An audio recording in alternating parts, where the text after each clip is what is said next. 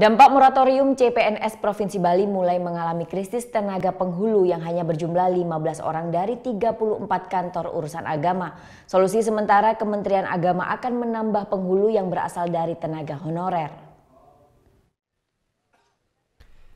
Beberapa waktu yang lalu, Menteri Agama Lukman Hakim Saifuddin meresmikan gedung Balai Nikah dan Manasik Haji di kantor urusan agama Kecamatan Denpasar Timur. Dalam kunjungannya ini, Menteri Agama menerima sejumlah keluhan dari kantor wilayah Kemenak Bali. Di antaranya permasalahan yang harus diselesaikan adalah minimnya tenaga penghulu di Bali.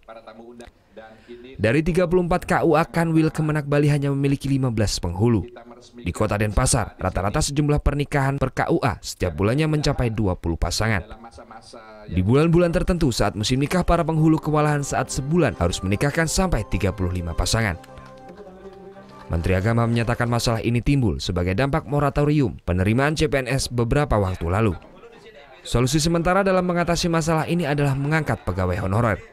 Mengangkat sejumlah tenaga honorer itu adalah dalam rangka untuk mengisi kekosongan ini dalam waktu yang transisi ini sebelum kita betul-betul bisa mendapatkan ASN baru di bidang kepenghuluan ini. Menteri Agama akan terus berkoordinasi dengan Kanwil Kemenak Bali untuk mencari solusi jangka panjang mengatasi masalah ini. Muhammad Hasanuddin melaporkan untuk NET.